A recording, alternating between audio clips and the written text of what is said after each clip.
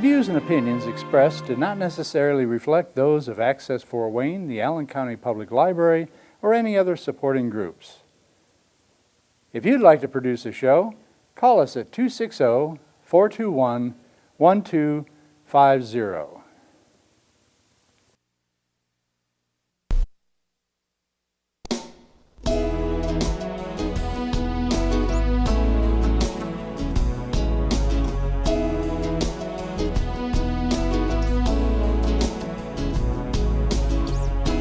Let me be your lighthouse so I can show you the way. Let me be your shining light, I'll keep you from drifting away. I'm the one that makes you try when... Hello, this is Patty Hunter, and this is my show, Patty's Page. We have a very special guest today. This is Michael Floyd. Hello, Michael. Nice to be here, Patty. Today we're going to be talking about two different topics. The first topic will be about Windsong Youth Production Center. So tell me more about that. Why is it being built? Well, it's a really fundamental reason because we don't have a building. We have a place where we store props and all that sort of thing. We don't have a building in which we can engage students in. And that's really kind of important. We've been without a home, so to speak, for about 14 years. Wow. And so it's about time. It will enhance what we do, allow us to work with far more people, and that will be good. What will you be doing when you do get to the building? For one, it's where we can build sets and rehearse and perform, do those kinds of things when it comes to motion pictures. Also, we're currently engaged in a massive food drive across the community. It gives us another place in which we can actually hold food until we actually get it to the distributing points at Miss Virginia's Food Pantry and St. Mary's Soup Kitchen and the Christmas Food Box Program, and those sorts of things. It just gives us a lot of flexibility in terms of what we can do, and a lot of different programs that we can perform that we can't currently. We have to borrow places, and it's always a little bit up in the air as to where we can be and when we can be, and so forth. Costly when you have to rent. Yeah, renting is expensive. Yes. So you wouldn't have an overhead if you have the building. Right, and it gives us flexibility in terms of screening, which is key. I mean, if you're making movies, you got to have some place to screen it. So that would be extremely helpful. And you know, we're not asking for millions of dollars to build this. There's a nonprofit organization in town that's going to rebuild, and it's going to be $10 million. Another one is going to be $15 million, which is great. Wonderful organizations. We don't need millions of dollars. The only thing we need left is $15,000. 15,000, which is a lot of money, but it's certainly very reasonable. You have a website, of course. Right. WindsongPictures.com. So they can go to WindsongPictures.com and look at the donate. Is there a donate icon to click onto? Oh, yeah. So you can be able to go and donate as much as you can. And we currently have a fundraiser out on Razoo as well. What's Razoo? Razoo, it's like GoFundMe and some of these other organizations. So it's on the computer. Yeah. Online. Yes. Right. And how do you spell that? We've been on Razoo. I spell it OOZAR backwards. RAZOO.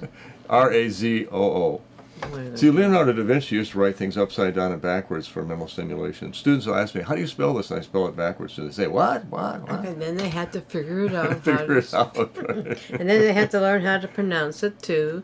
RAZOO. And it's all social media as well, of course. Social media, yeah. Do you, how big of the building would this be? It's going to be about like this. Oh, you silly goose. I see. I always give Patty a hard time, you know. Yeah, I like it too. He's my friend. There's a picture of it on the website too, windsongpictures.com. But it'll be a nice size. I mean, it's not going to be a huge gargantuan building, but it will be very adequate for what we need to do. So how else can the community help your project here? There are other ways that they can help too, outside of donations, of course. And that is that in order to keep Windsong Picture is going to sustain what we do. We do photography and videography and photo booth for any occasion. Photography, videography, and photo booth. And the nice thing about it is that those of us who are the professional videographers, photographers, and so on, we donate our time. So we're not getting paid. So all the money goes directly to support kids and the activities we have for kids. The other nice thing is because we're a 501c3, a nonprofit organization, is that those contributions are tax deductible. Hey, that's cool. Yeah, so, if someone is getting married, what can you deduct? Maybe you give something to the church or the synagogue, and that's deductible, but you can hire us. We come in, we do a great job, and that becomes tax deductible as well. Plus the benefit that the money is going to support kids. Do you teach as well? Oh, yes, I do. Yes, I do. I'm in my 5th decade as a teacher. I retired as a full-time classroom teacher in June of 2015. But I'm in many schools during the course of the year now, doing various kinds of things. I'm back at Southside High School all the time, just constantly. And then in addition to that, I also teach homebound students. Students who have had some difficulties in school or students who are medically homebound. Shut-ins. Well, they Not have, really for some medical reason, they can't be at school at this time, and so we go into the home and help them out. Do you know how long it would take to be built when you do get all the monies? Not very long. It will probably be done in 3 days. Huh? Start to finish. Start to finish in 3 days? Yeah. It's like that watching that show. You get a house done in 1 week, Right. Absolutely. So you have prefab. Yeah, 3 or 4 walls. days the building is up. Oh wow, that's neat. You have to wait for the concrete to dry. That's Oh, sit that helps. and watch concrete Then dry. you have to do electricity, plumbing, and all that. So, how many kids do you think you could be able to accommodate? It depends on how many people show up. I get people all the time say, "Oh, I want to be in a movie." Great. I said, "What you need to do is show up." What do you mean? I mean, you got to show up. Just talking about it doesn't do it. You got to actually make an appearance. So how many? I don't know. Over the last almost 42 years now, we've worked with 250,000 students. Yeah, that's a lot. Plus another 45,000 adults like you. But it just depends on how many people, show up and want to get involved. And we've never had really a shortage. It's just people keep coming. That's good. So, do you have a staff ready for... We always have a staff, yeah. And we're all volunteers. Everybody's a volunteer. We got some people who've been with us a long time. Yeah. My wife's been with me for 48 years. She stuck with him that long? No. She's a saint. She's a saint. She's Absolutely. She sounds like a wonderful lady. I hope Yeah. to meet her sometime. So, we're going to go to the second topic, which is all about the bicentennial for the state of Indiana. Right, the Indiana Bicentennial. We are 200 years old this month. This month? Yeah, 200 years old. Don't I look remarkably well for my age? Well, you lived 2 centuries. Right. So the film was a no-brainer. We had to do this, and so we contacted the Indiana Bicentennial Commission, and they gave their blessings. They endorsed the film, a concept, and so we're the official Indiana Bicentennial film. Tell me about the film. What's it called? It's called 1816. And how long did it take? Short title. Very short title. Actually, when you look at the whole thing, it took several years to produce. But in terms of intensity, probably a year and a half. And the reason I say that is because we've done films about Indiana history before. For example, we did a film called Heads or Tails, which was about the canal era, 1830s and 1840s. So we can pull footage from that. And besides doing that, using that footage, we went down to Metamora, where there's a canal, and a canal boat, and also over to Delphi. So we tie those in. We actually start before 1816. We actually go back to the mound builders, who were the first inhabitants here, native people. Miami's? No. Miami were not native people. We're not mound builders. This goes back to the Mississippian area.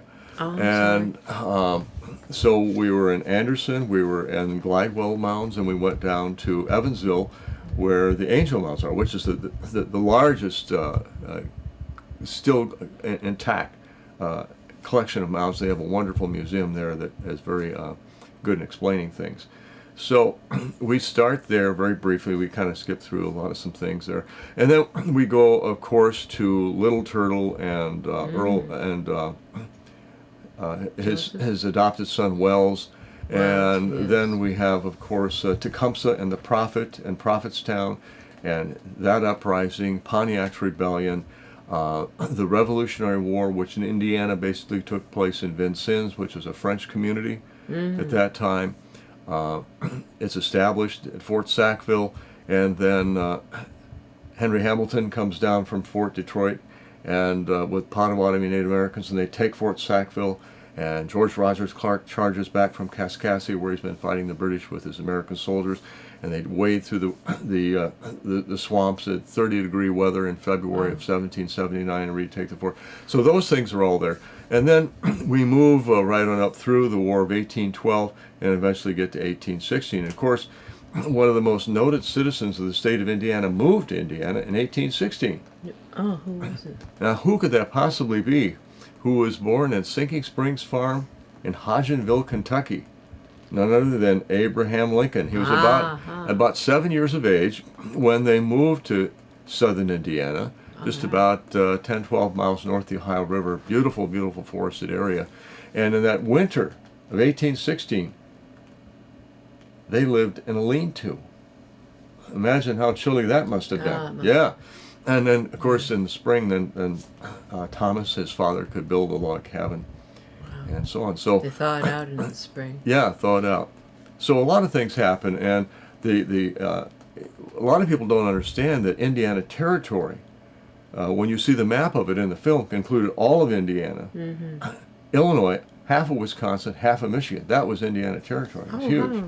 Wow. So, and of course, this first seed of the territory was in Vincennes, and the first capital of the state was in Corydon, and then they moved on over to Indianapolis in about 1825, 1826. It's been there ever since. Where'd they get the name Indiana? Good question. There's a lot of speculation for it, but we had a lot of Native American tribes here, and so it came from that. But there's even more speculation where the word Hoosiers came from. Yeah. The Indiana Hoosiers, you know? Yeah. And there are different theories, but one of them that seems to stand out more than any other. Indiana was very forested, as was the Midwest, and it's said that a squirrel could climb a tree in Maine and not have to get down until it reached the Mississippi River, which is probably true because it was really, really heavily forested. Hard to believe it now. But at any rate, it was hard to see through all this forest, and when you heard somebody coming, people would say, "Who's there?" Which became Hoosier. So I don't think anybody knows absolutely for sure, but that one, you know, it's kind of a nice one anyway. That didn't really go that much off the ground, did it? Yeah. So we cover a lot of different aspects. Of course, you have to have the coming of the railroad. And just north of us, there's a wonderful museum called the Windmill Museum. I've heard around of that. Kendallville. Kendallville, yes. And they made windmills in Kendallville, Flint and Walling. That company's still active, by the way. There was a windmill company in Mishawaka and one in Fort Wayne. But the one in Kendallville, Flint and Walling, those windmills were seen all around the world. And it was very instrumental to have the windmill and the coming of the railroad because there were steam locomotives back in the day. And what do you have to have in a steam locomotive? Water. So about every 50 miles or so, they'd have to stop, which meant that you had to have a family there, you know, supporting that windmill, fill up the boiler with water, and on they go to the next stop. Didn't it have coal? Eventually, they would have coal, but the earliest ones were wood burning because wood was so plentiful. Yeah. Of course, Indiana has coal, too. Oh, yeah.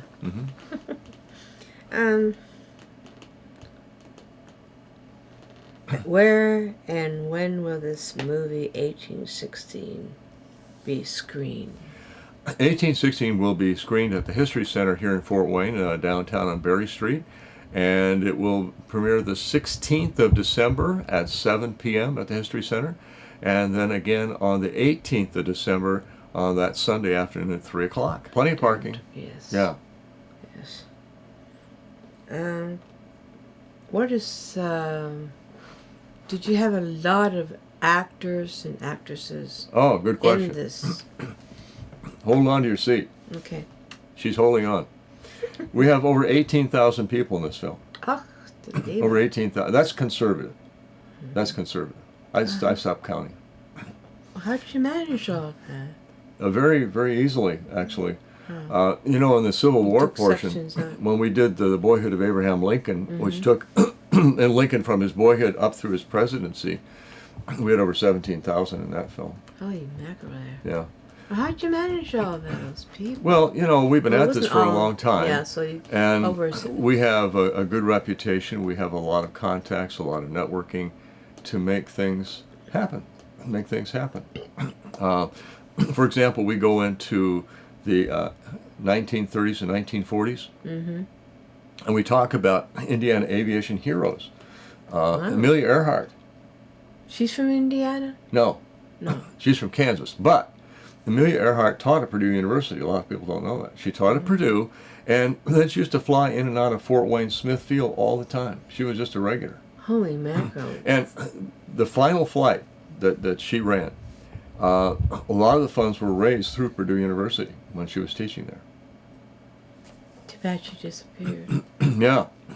We also have Margaret Ringenberg, who died just a few years ago, and a wonderful, wonderful lady. I mean, you know, at age Patty, at age 83, she was still racing her airplane across the country. You got to learn how to fly. In addition to that, we had Harry Lavelle, who's in the film. Harry was a Tuskegee Airman, and of course, the Tuskegee Airmen are just phenomenal, just phenomenal. You know, they have a record that has never been matched. That when they went up in the air to protect planes, they never lost a plane. Never lost a plane. Oh, And that's good. these guys had to endure great discrimination, and yet they performed for the country just amazingly. And then in addition to that, we have Bill Jones, the aerial photographer during World War II, tremendous man.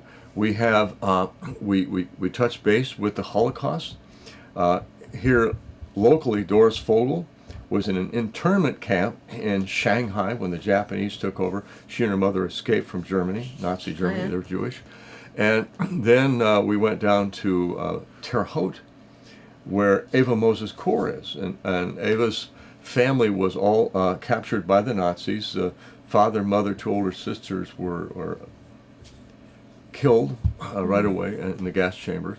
But Ava and her sister Miriam were allowed to survive because they were twins. And Dr. Joseph Mengele did the experiments. Oh, horrible, horrible. But Ava is still with us. Miriam died a few years ago. But a wonderful, wonderful experience. How'd you meet her? Actually, through a longtime friend who's their students have been actively engaged with Windsong too, and he's in Bloomington, Indiana. Oh. His name is Jeff Rudkin, Laura Batchelor Middle School. He runs probably the most award-winning video production organization outfit in the United States. They do a tremendous job, and they go to different countries and all kinds of things. Great experiences for their kids. So Jeff introduced me to Ava Moses Kor, and that's how we, and a number of things. You'll see collaboration between the kids down in Bloomington and what we do with World War II people and so on. And then we talk about life back in those days and what it was like during the Great Depression. We talk about the Civil Rights Movement. And this, I should say, talk about, you know, this is a theatrical documentary. And some people say, what? What's the theatrical part? The theatrical part is acting things out. Acting things out. So you actually see live scenes where people have dialogue and they're doing their thing. And then the documentary portion is that you're going to see video footage or pictures or a combination thereof and have people narrate through those scenes. That's good. I mean, how long is this, the movie itself, eh? You know, one of the tough things we had to do was figure out Condense everything. what we can put in this thing and what we can't, and we just have to make some decisions. Somebody say, why did you do this? Well, we just decided we had to do that. But my theory has always been that the mind can absorb what the posterior can endure. So this could be a mini-series like Roots, you know, but who's going to sit there for 6 days? So the film is actually an hour and 45 minutes long. That's not bad.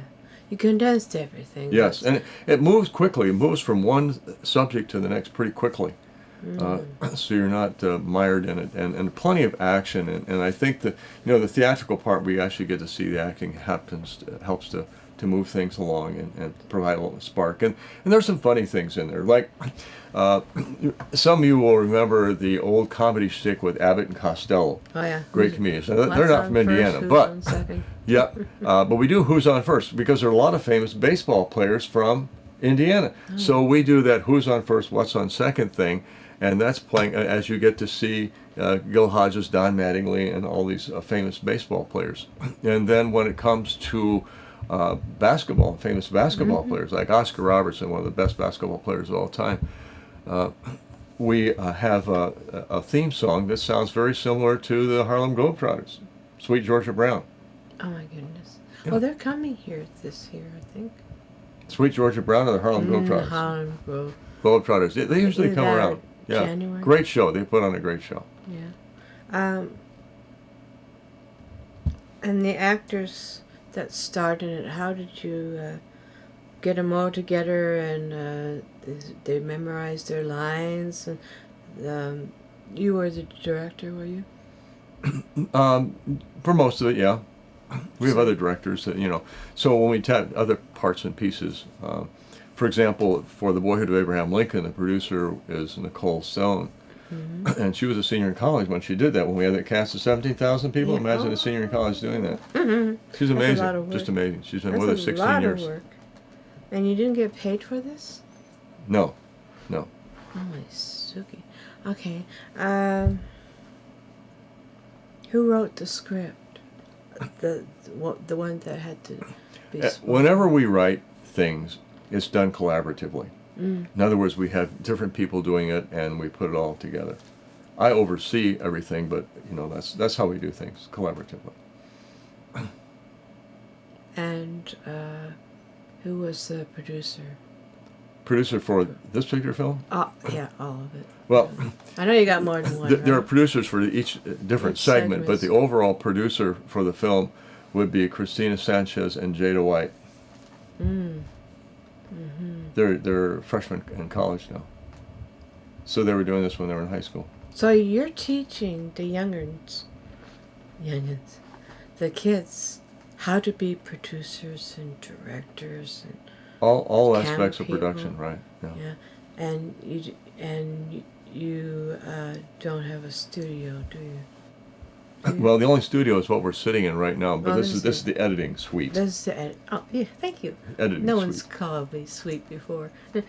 Of course, I was calling you sweet, Patty. So where do you normally do? You just several different places throughout Indiana, or do you go out of Indiana? Oh, sure, yeah. I mean, for example, for this film, most of the things were done in Indiana, but Right. Fort Detroit's involved. You got to go to Michigan. Ohio's involved because of canals and because of the different Native American conflicts. So we got to go to Ohio. We got to go to Illinois. We got to go to Kentucky. But in terms of Windsong Pictures making films, well, even in this, we went to Pennsylvania and Washington to make part of this. So we've actually filmed in every state in the country So do you have at one time or another. do you have sponsors, donators throughout the years to help you get to these places to travel? On a consistent basis, there has not been any one particular group that's been consistent. We have to go out and we have to seek some assistance as Grants. best we can. For this particular film, Indiana Bicentennial, we didn't have any corporate sponsorship.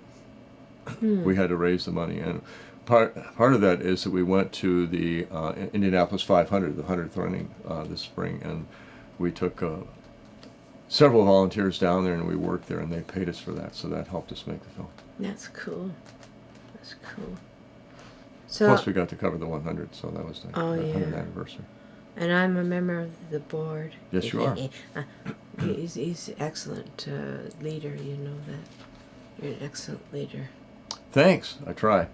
So, what made you, many moons ago, what made you want to do what you're doing now? Well, it started when I was 5 years old. There's a picture up here someplace Ivy. of Hopalong Cassidy. Oh, really? Hopalong Cassidy was one of my childhood heroes, and he was a Western hero. He was always the good guy, you know, after the bad guy. Yeah. And the very first movie that I saw was 5, and it was a Hopalong Cassidy movie. And back in those days, there was no television, and you rarely went to a movie. So I memorized the whole movie. So I had everybody in the neighborhood reenacting that movie Oh, my for goodness. So about 3 days. You had the bug then. Yeah, so the bug hit me, and then I started on stage, and I was a musician and so forth, but I always had this fascination with film. And so when I was in Rogers City, Michigan, I brought my Michigan map. Right. Rogers City, Michigan, over Yeah. here. Worked with a number of students, but Bob Parsons and I met him as a freshman, and we just were really tight for 4 years, and we always talked about making a movie. So we started by using the football camera, which was a black and white 8mm camera, no audio. And we made a black and white movie, and the soundtrack was on reel-to-reel. Remember the reel-to-reel tape recorders? You know? And do I know when we that? actually screened, I remember Bob had his finger on the reel to slow it down or speed it up according to the barometric pressure at the time. So it was in sync with the movie. And we didn't have any recorded dialogue, but we had music, you know. And it was a Snidely Whiplash kind of thing, where this bad guy, handlebar mustache, cape, and black hat, captures this young maiden and is running off with her. And at that time, there was a television show called the $6 Million Man. And so we did a parody of that, and it's called The 6 Cent Man. And this guy could do no wrong, but he was really fast. He happened to be a state track champion runner. And eventually became head of state police in Michigan. But at any rate, so he's chasing after the bad guy, and of course all these things stop him, and he runs into trees, and he can't go fast enough, so he's riding on a tricycle, all kinds of funny things. Well, eventually he catches up, and he saves the girl, and the day is won.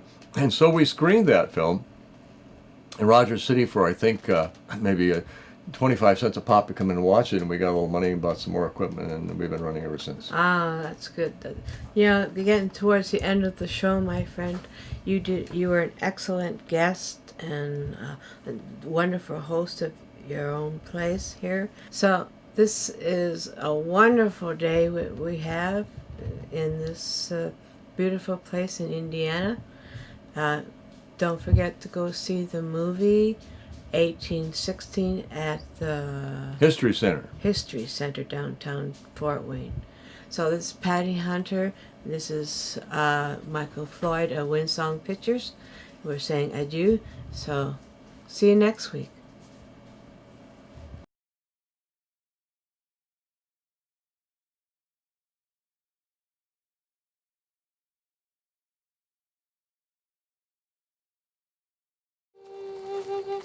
Listen to the wisdom of stands alone. Why should we listen to you? The white men are taking our homes. They are destroying our paths that our ancestors have walked for many of years. We cannot let them do that. We have no other choice. We have to destroy the canals. I understand your anger. I too feel angry. But destroying the canal will only cause more trouble. We cannot stop the flood of whites who invade our land. But I'm not going to stand here quietly while the white man takes what is not rightfully his. They think they own everything that they claim. We need to teach them a lesson.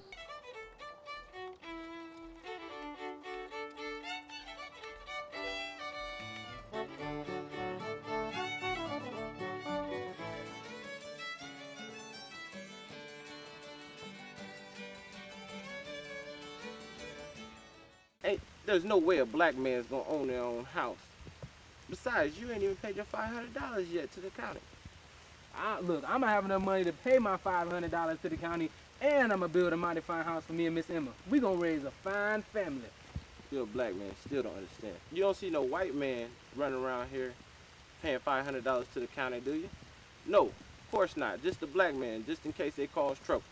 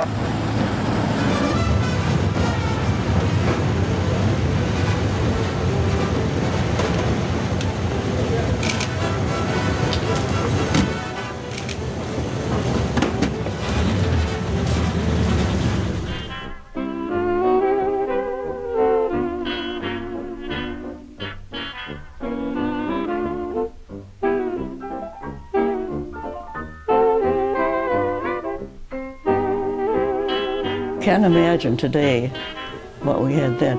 Everybody was working together. There wasn't any fighting or putting people down, or just, it was a group activity, and you were proud to be a part of it. You wanted to help. 1938 was the start of the end for Jews in Germany. And my mother and I needed to get out, wanted to get out. And the only place left in the world that would take refugees was Shanghai. America closed their doors, Canada closed their doors, the entire world closed their doors.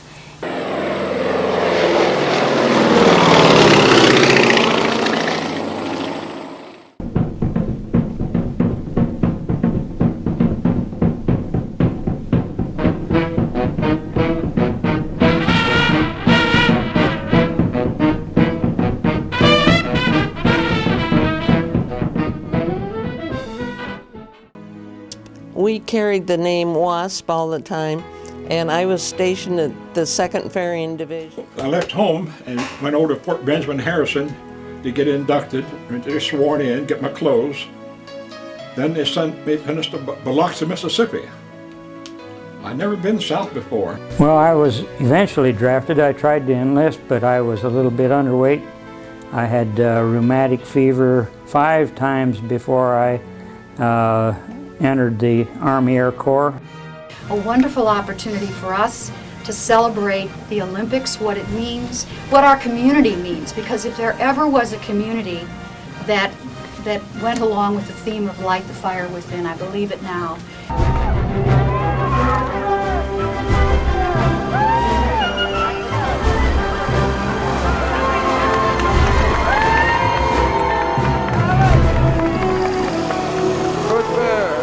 Look up, sir.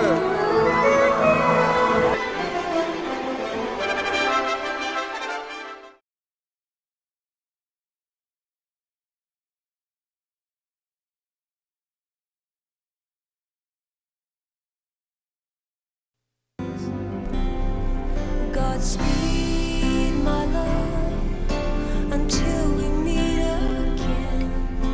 You're always in my heart and every dream. Don't let this time apart give in to all our fears. God will keep us close from up above. So until we meet again, Godspeed, my love.